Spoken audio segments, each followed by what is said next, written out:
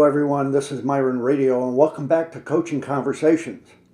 Today we want to talk about something that's very crucial to understanding what's required of you as a leader, but more importantly, what can you do about it? What's a key? If you had one key to unlock a piece of your leadership to show you as a very, very strong leader, what would that key be?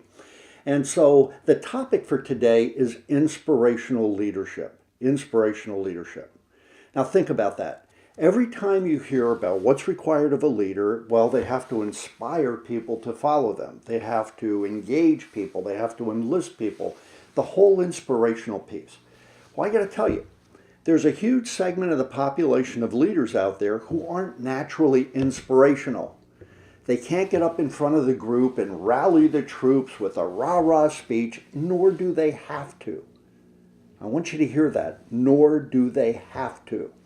They need to be themselves when they're in front of their people, and they need to communicate the urgency and the importance of their message, and more importantly, what is getting in the way of the organization being successful, and if they take this action, how do they move forward? They do have to communicate that, but that's a presentation in front of a lot of people. And is that a piece of your leadership? Of course it is.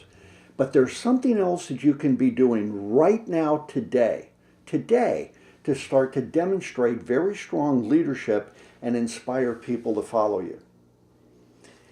The answer, the key, comes from something that was posted yesterday. I enroll in this email that comes out every day. It's called Notes to the Universe. It's one inspirational message. It's an instructional message. It's a headline. It's a heads up for people to take a look at, and it's as if the universe is talking to them about some change that if they got this idea, it might be important to them.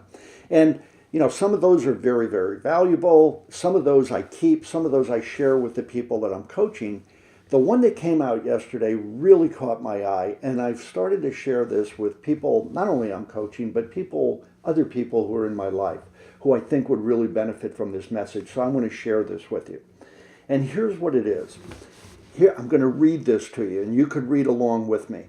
But when you understand that what most people really, really want is simply to feel good about themselves, and when you realize that with just a few well-chosen words, you can help virtually anyone on the planet instantly achieve this, you will begin to realize just how simple life is, how powerful you are.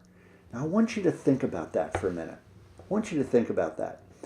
You have the power to impact people around you with the words that you use. Why? Because you have position power. You're an executive. Perhaps you're an owner. But you have a lot of say in what goes on in that organization and how people feel about themselves. So if your words are meant to put other people down in order to make yourself feel good, or if you're overly critical and never give anybody the other side of that, there's nothing wrong about being critical, especially if it's in a constructive vein to be able to make an advancement in whatever you're doing and make things better to get a result.